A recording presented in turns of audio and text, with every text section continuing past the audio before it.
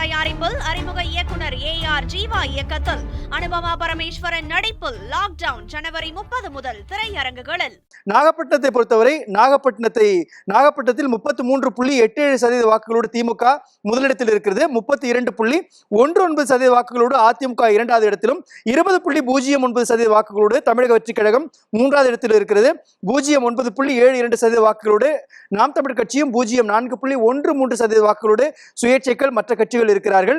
இதே போன்று கீழ்வேலூர் சட்டமன்ற தொகுதியை பொறுத்தவரை 32.70% வாக்குகளோடு திமுகவும் 34.26% வாக்குகளோடு அதிமுக இங்கு களத்தில் முந்தி வந்து இருக்கிறது. 18.14% வாக்குகளோடு தமிழக வெற்றி கழகம் மூன்றாவது இடத்திற்கு தள்ளப்பட்டிருக்கிறது. 0.927% வாக்குகளோடு நாம் தமிழர் கட்சியும் சுயேட்சைகளாக இருப்பவர்கள் 0.563% இருக்கிறார்கள். இதே போன்று அடுத்து நாகப்பட்டினத்தில் இருக்கக்கூடிய மூன்றாவது மாவட்டம் வேதாரண்யம், இங்கு 33.46% வாக்குகளோடு திமுக இரண்டாவது இடத்திற்கு தள்ளப்பட்டிருக்கிறது. 36.59% வாக்குகளோடு அதிமுக முதலிடத்திற்கு வருகிறது. 15.44% வாக்குகளோடு தமிழக வெற்றி கழகம் மூன்றாவது இடத்திலும் 0.983% வாக்குகளோடு நாம் தமிழர் கட்சியும் 0.468% வாக்குகள் சுயேட்சைகள் கிடைப்பதற்கான வாய்ப்புகளாக இருக்கக்கூடிய கள நிலவரத்தை பார்க்கின்றோம்.